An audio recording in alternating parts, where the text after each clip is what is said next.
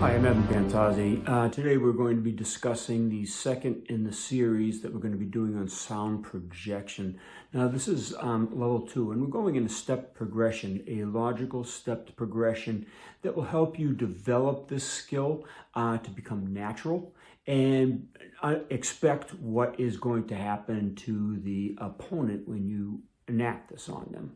Last week you saw that we worked on a special technique that was more or less just a standing kind of impractical application, although it has practicality and it's very easy to enact once you practice it. And that's the problem. Most people don't train a technique that they see here or on my videos too long, if they practice at all. Most people just come here for the entertainment, and I get it. It's interesting to see what Kyusho can do to a human body.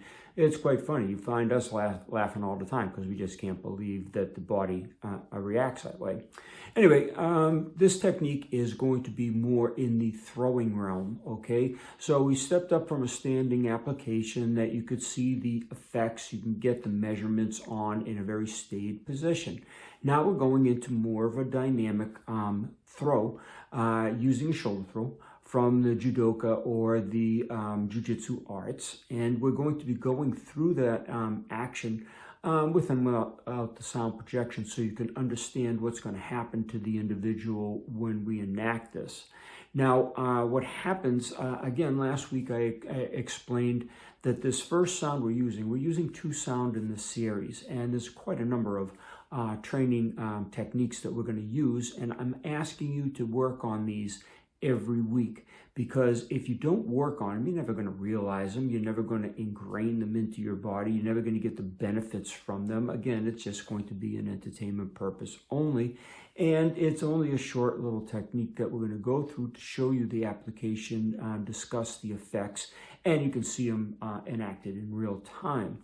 Anyway, as we were talking about this first sound that we're using, we were talking about it making the person that hears the sound feel ungrounded or lighter, not able to situate or hunker down or get that solidification of the body that so many people like to do when they hunker down into a fighting position. So this is going to elevate into an enactment. Now, this is crucial for the rest of your Kyusho training. It's going to make the person off-balanced in such a way that your Kyusho will sink in a little better in certain applications. Let's face it, nothing is 100%. So you have to understand the dynamics of the situation at hand. How do you do that? Well, you have to train in that situation. And what we do is we train spontaneously a lot. Yes, you start any training, as you usually do, in a very stepped, methodical progression like we're doing here. And you build up over time into a spontaneous reaction. Even MMA, they start with techniques, and they practice and practice and practice them until they can get it into a live, grappling, spontaneous situation. We do the same thing with Kyusho, even though when we're doing our videos, we like to show the training aspects.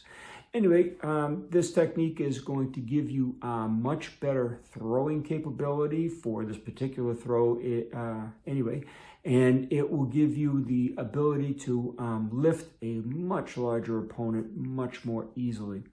And again, when you hear the sound, okay, you're going to relate it with something, and it's going to help you because it's enacting your mind, your body, and your spirit. So the mind is, first of all, ingraining it into your head that this works such and such a way. Then in the body, you're going to get it so the timing is right, so the touch is right, so the feel of going through the throw with the sound enacted is correct.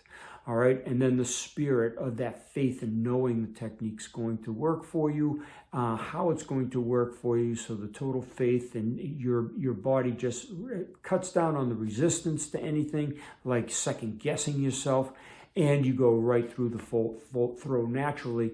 And you might not even know you're doing it at any point past that ingraining into your training. So again, this is very important in these steps that we're doing with these two sounds and the sound projection, and hopefully bringing you through the idea of how they work.